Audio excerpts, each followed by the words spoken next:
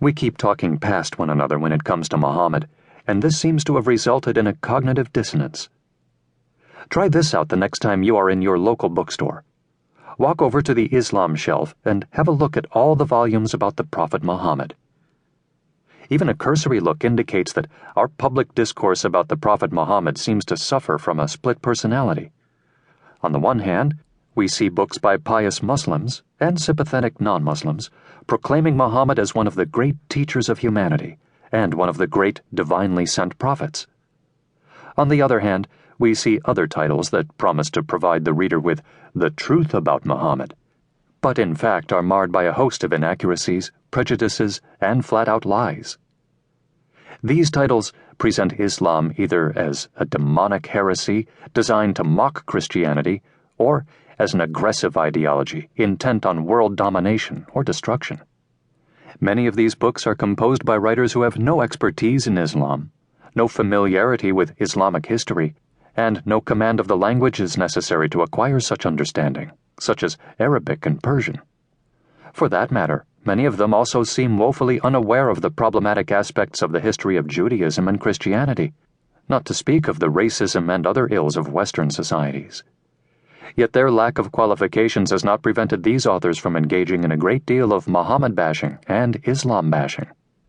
In a sad display, we are even witnessing the recycling of many hackneyed cliches and insults that a century or two ago were directed against Jews, now being directed against Muslims.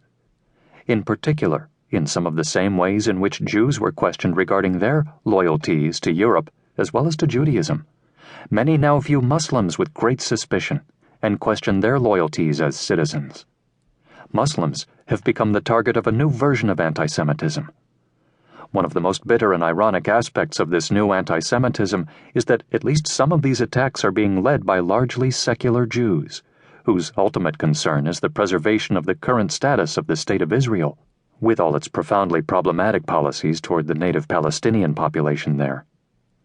One small, though influential example would be that of the largely discredited neoconservative movement, which provided the ideological support for much of the foreign policy of the George W. Bush regime. Much of the neoconservative ideology involved the simultaneous advocacy of a muscular defense of Israel and the demonization of Islam. It boggles the mind that many of the children and grandchildren of Jews who themselves were the targets of anti-Semitism could now be directly engaged in spreading a variation of the same poison of anti-Semitism against other members of the human family, especially other children of Abraham. One of the conclusions that one can reach is that often the prejudice against Islam is not the actual disease. It is the symptom of a deeper malaise: prejudice and racism. Yet, Muhammad bashing is not a new phenomenon. The last decades of the 20th century and the beginning of the 21st have seen both the continuation of old polemics against Muhammad and the deployment of new ones.